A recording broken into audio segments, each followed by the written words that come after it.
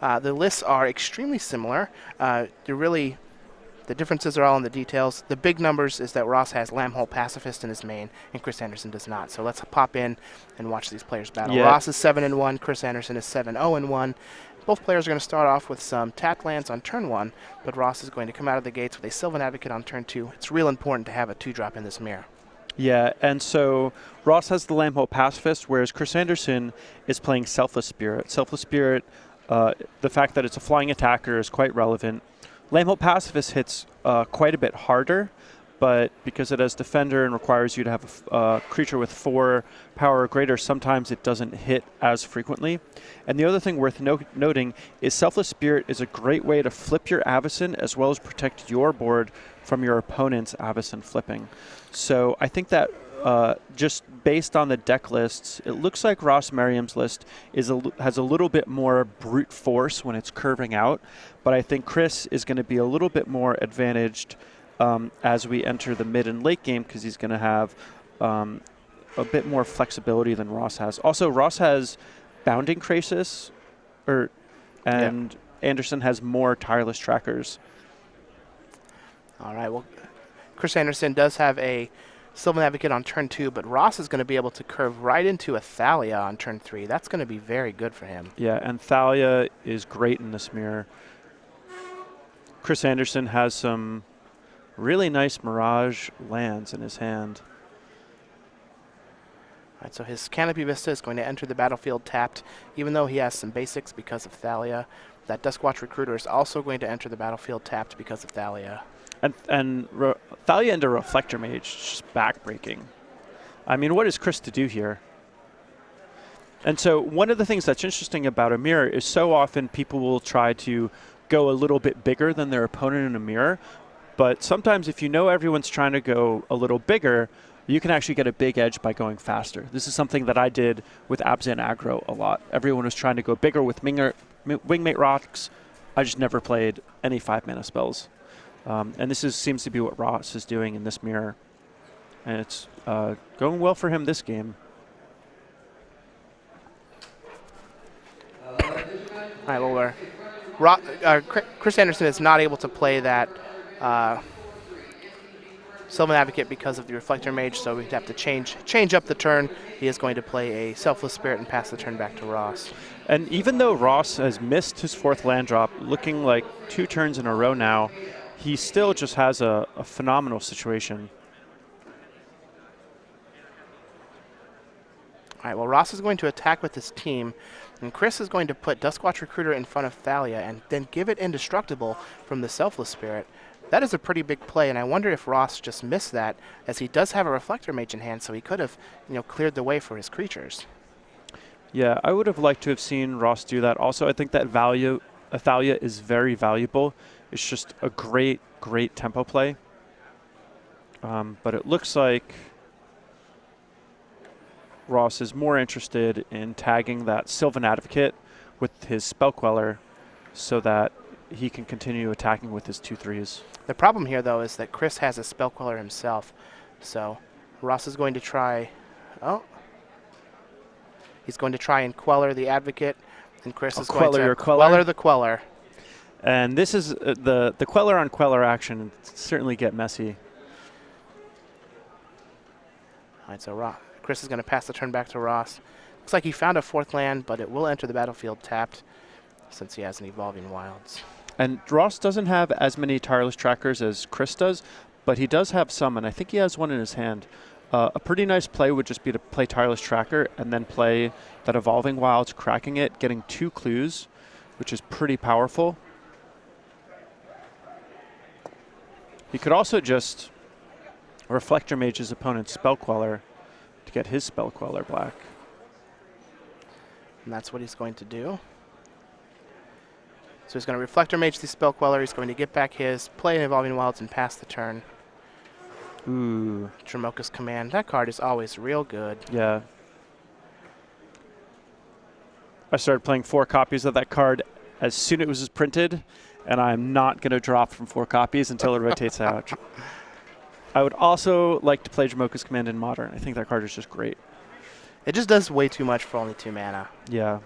Also, just having a removal spell that can also protect your threats. Like, I really like this about Valorous Stance when it was in Standard. It just makes it so that you can play to the board, but also protect your board when you're ahead, which is something that you don't often get out of a card. Well, Chris is going to attack with his 4/5 Sylvan Advocate, and Ross is going to put 3 creatures in front of it. Chris is going to be able to use Dromoka's command to put a counter on his Duskwatch Recruiter and fight off one of the blockers, which will then allow Sylvan Advocate to kill another blocker and still live. And Chris is just going to add another 4/5 to his battlefield. And I think with the way the original draws lined up, Ross was in a very good position to take the initiative and run with it to victory, but the fact that he missed his 4th land drop meant that he's just been playing 1 spell a turn. Chris has been able to hit 2 spells a turn for a couple turns now or more, and he's been able to catch up on tempo, and now we're at a point where he just has a bigger board and more stuff. Yeah, the big misstep that I think happened was when Ross just attacked the Thalia into the ambush and didn't realize that its Selfless Spirit could save the blocker for it. That Thalia would have gone a long way towards making the mana disadvantage not be as prevalent, because even though Chris is casting multiple spells a turn, they're into the battlefield tapped and not able to play defense. Yeah, I would have liked to have kept the Thalia around also, but I don't want to say for sure that it was a mistake. Ross is a smart player. He probably knew what he was doing. Oh, now this is a really big deal. Now that Chris has caught up and basically stabilized the board, playing something like Nissa is perfect so that he can actually profit in this board stall. Now Ross does have an advantage in the air with that Spell Queller, and Chris is down to 9, so he might be able to ride that to a victory. Nissa Vastwood Seer is going to come down, though, find a forest out of Chris's deck. Yeah, Nissa's going to be drawing extra cards, soaking up damage from the Spell Queller. You know, I would be surprised if this Spell Queller actually killed Chris. And Ross still knows that Chris has a Spell Queller in his hand from the Reflector Mage earlier, so he's really going to be pressured to try and find a window to resolve some of that Collected Company to come back. Yeah. Chris can also activate his Dustwash Recruiter if he doesn't see a good target for Spell Queller. So...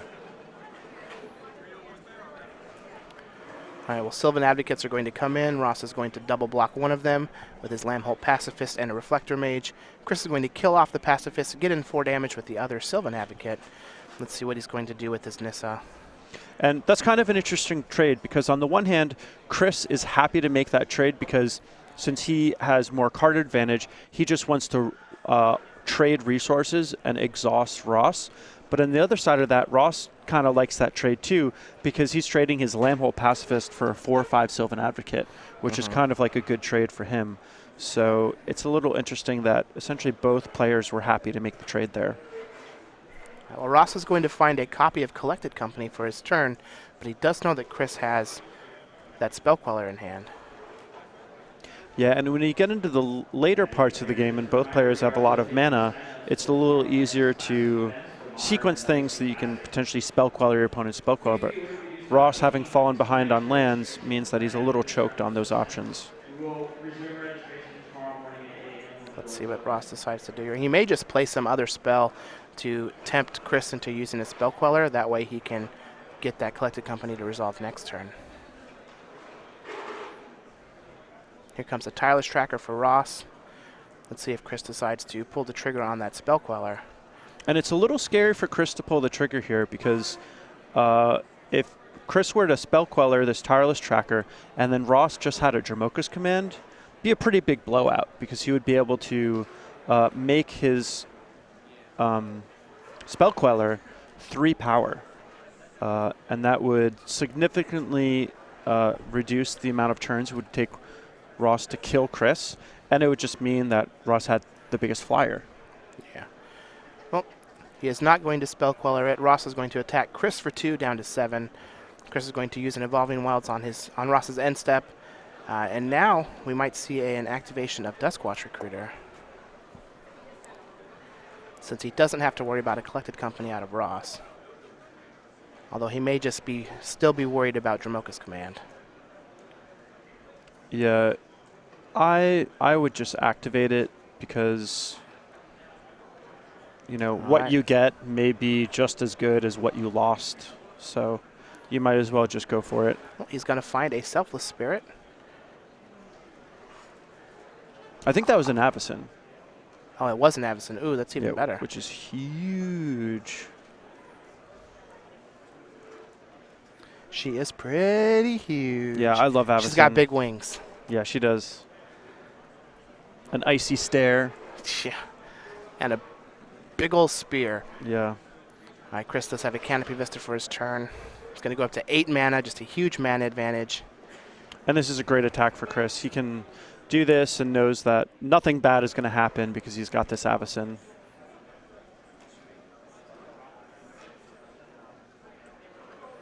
And he has enough mana to where he can Andersen and Spell Queller, which is real important. Does he really?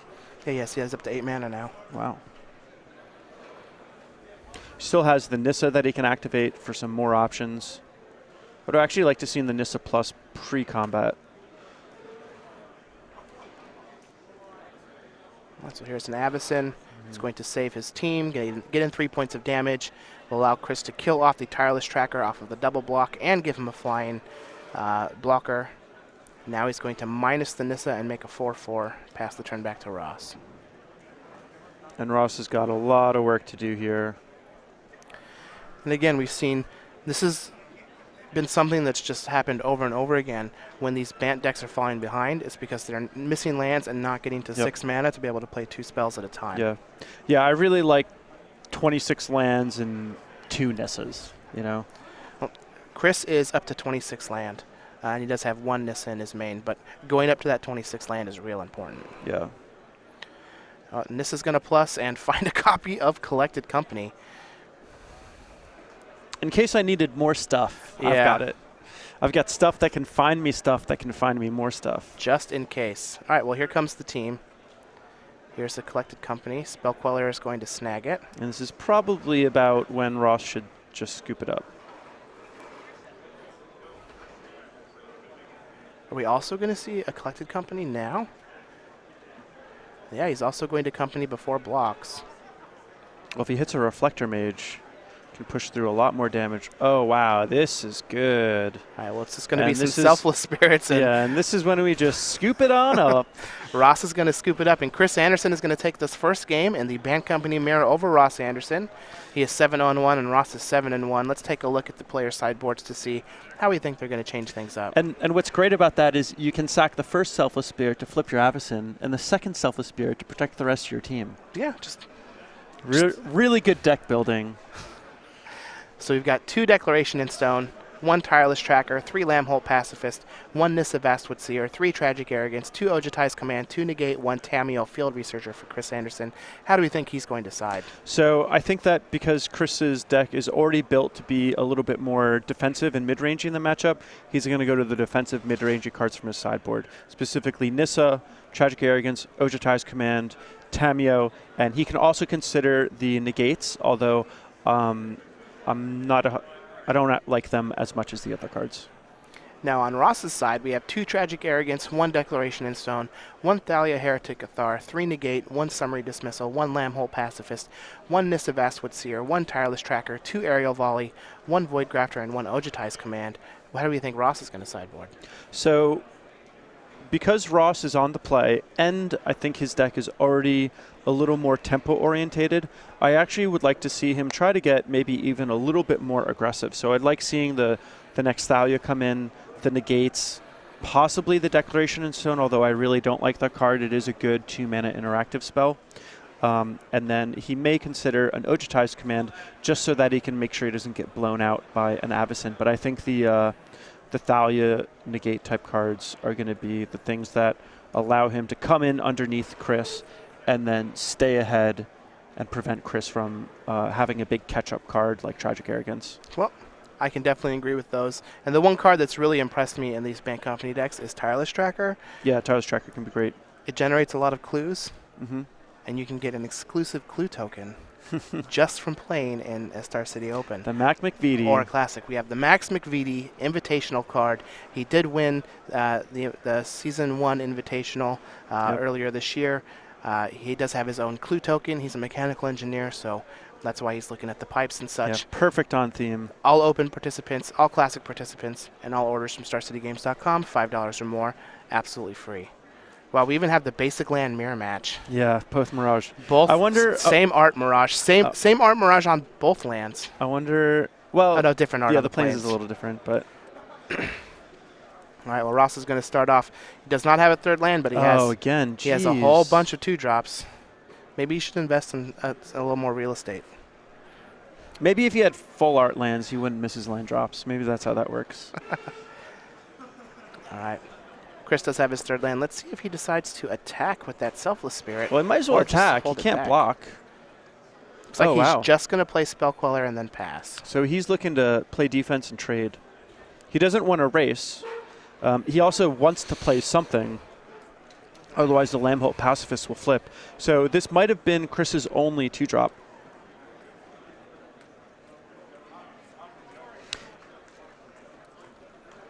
Looks like Ross does not have another land. He is going to send in his Sylvan Advocate, though. Let's see if Chris takes the damage or double blocks. I think Chris wants to double block. With Ross being behind on lands, Well, we are going to double block. The Selfless Spirit is going to bite it. Ross does have an Evolving Wild, so he did find his third land, and a pass is going to transform that Lambholt Pacifist into a Lambholt Butcher. So now we've got a 4/4. But here we have Tameo. Now he's going to tap it down and get in for some damage. Lands? No, only non-land permanents. Oh man, that would be so good. You just go, oh man, just tap your lands down. They don't untap. You are a cruel man, Andrew. That would be Boss. sweet. Wow. I'd play that card a lot more if it could do that. Tameo is great though, and this is sweet. We're going to be able to see its power really get showcased. Yeah, the board is pretty anemic, but there are enough threats to where Chris will be able to use the minus on Tameo to lock things down for a bit, and then next turn the plus is going to allow him to draw a card from the Spell Queller attacking, and then pseudo lock down one of Ross's threats by making it so that he draws cards if it deals damage. Yeah, one of the things that's particularly notable about Tameo is she works particularly well with vigilance creatures like Sylvan Advocate and Avacyn, because the -2 or the +1 effect persists for multiple turns, and so you can potentially draw a card off of the creature attacking and blocking. Speaking of Archangel Avacyn. Yes, speaking of which, it looks like Chris is just going to play his own Nissa. It's going to allow him to get some lands. And I believe he has a Dromoka's Command in his hand, so this could be pretty bad. He's going to be able to kill Ross's Nissa, get in some damage, draw some cards, and flip the Lambholt Butcher back to a Pacifist. Yeah, quite nice. Wow. Are we going to get a plus on Tameo? Those two. Chris is going to get in for 3 and draw a card. This looks like a bloodbath. Yeah. Chris has got the broadsword out, and Ross is defenseless. But he does have 4 lands now, so Collected Company is open if he happened to keep them in. And it looks like he did. Yeah, I think Ross is 100% on Collected Company. I could see Chris being someone who would trim the Collected Companies, especially because he had so many big, powerful spells. You don't like Collected Company and Tragic Arrogance are a little counter-synergistic. So whenever you see Tragic Arrogance on a Bant Company sideboard, you could probably assume that at least they're considering trimming their Collected Companies. All right, well, Ross does not pick up a 4th land, but looks like he does have a copy of Collected Company, so he can just jam it now if he wants. Yeah. And that's what we're going to see. With his luck, he may whiff.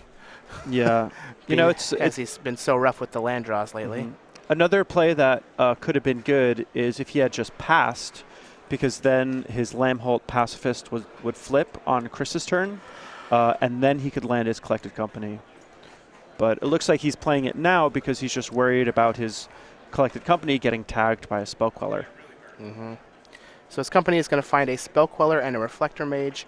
The Mage is going to bounce Chris's Spell Queller back to his hand. Which is not a bad place for Spell Queller to be.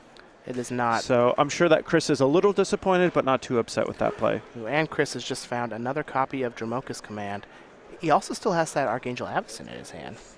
Yeah, Archangel Avacyn is big game.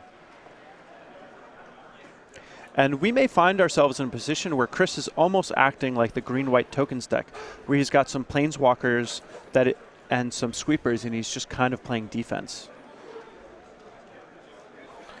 All right, well, Chris is just going to plus his Tameo, target the Spell Queller and Lamholt Pacifist of Ross Merriam. And the this Pacifist will transform into a Butcher here, and this just screams Avacyn, but what can Ross do? An Ojutai's command would be pretty backbreaking here.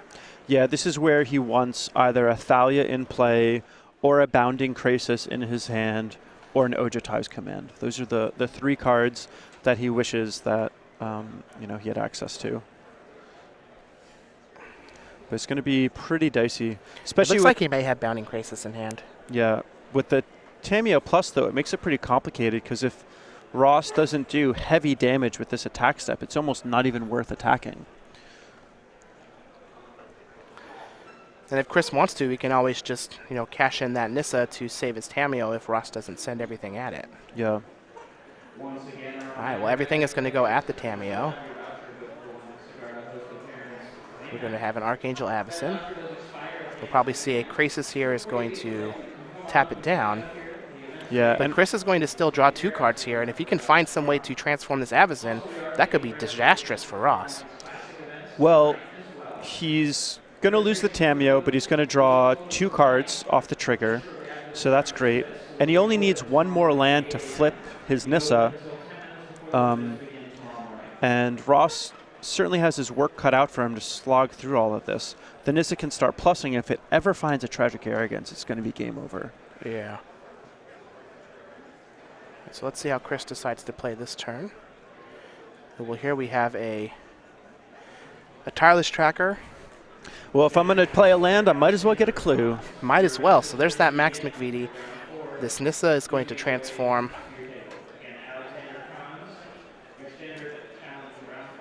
And I do plus find a Reflector Mage. Yeah, quite good. Chris is working with a ton of resources. Jeez. Man, that Tameo drawing 3 cards and locking everything down and soaking up, So one nice play here 7 points of would damage. be to Jamoka's command, put a +1/+1 counter on the Tireless Tracker, and have it fight the Lamholt Pacifist, because then the Avacyn would flip and mop everything else up.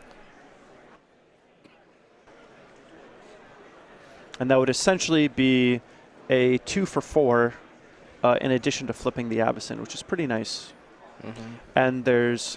he could even cash in his clue and put the counter on Avacyn and then make the Tireless Tracker fight.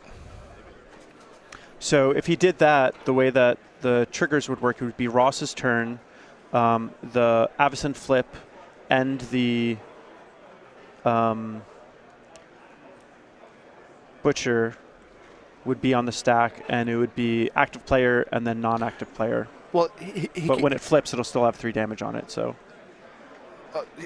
it also his Tireless Tracker would be a 4 power, so it would kill off the Butcher and trade off itself, and then the counters on the Andersen. But it looks like he's going to kill the Krasis instead. He's going to transform back the. Yeah, and he just assumes that this is enough defense. He doesn't need to flip his Andersen right now. Yeah, I've got a 5/5 Andersen. Got this big old Tireless Tracker that's going to generate even more value alongside this Nissa. And Ross has a full grip of cards, but they all cost 3 or 4 mana, and he's not able to play 2 things in one turn. Yeah, the story of Ross's game, for this game and the last game, has just been missed land drops. Like I said, it's just the easiest way to fall behind in the Bant Mirror. It looks like Ross is on 25 lands. Yes. Whereas Chris has gone up to the 26th. Yeah, and Chris has the main deck Nissa. Well, I guess Ross does too. But Chris actually has an extra Nissa. Yep, an extra one. And Ross does too. Card's great. So they're equal Nissas. Chris has 1 extra land in the main deck. Granted, 1 extra land isn't going to statistically make a huge difference. But it's just karmic justice for Ross falling behind on lands, obviously. Yeah, and Ross has just got all this stuff, and he can't cast all of it.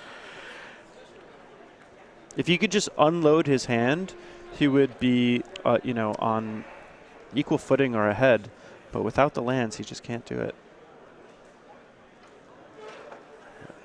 And this is all without casting any collected companies from Chris's side. Yeah. It could just be that he even boarded them out, but he's interacting pretty well and building a pretty sweet board. Yeah. And so Ross is just going to pass the turn back. He's going to transform his Lambholt Pacifist into a Butcher. Chris is going to draw another Reflector Mage. Yeah, and this is where Chris is going to be able to start closing out the game. +1 Nissa is going to find a Sylvan Advocate. He's going to get a clue off of his Yavimaya Coast with the Tireless Tracker. And with this Dromoka's command, Chris can potentially just blow Ross out of combat. A Reflector Mage is just going to make that even easier. And we'll see what Ross can muster. Because Ross left 4 mana open, Collected Company and Spell Queller have to be on Chris's radar. So I'd expect Chris to go about this in a way where he's picking and choosing what he wants to get Spell Quellered.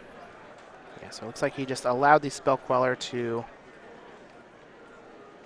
hit the Reflector Mage. He's going to Dromoka's command, put a counter on the Tireless Tracker. Avacyn is going to fight the Spell Queller. He'll get back Reflector Mage. And having the Avacyn do the fighting is a great idea because there's no way Avacyn is going to be able to lose in combat or even die because it's a flying attacker, and this Tireless Tracker could crash in if Chris wanted it to. All right, well, and Avacyn's just going to attack in for 5. That's going to put Ross down to 5. And then Chris is just going to pass the turn back. He's going to leave up Spell Queller.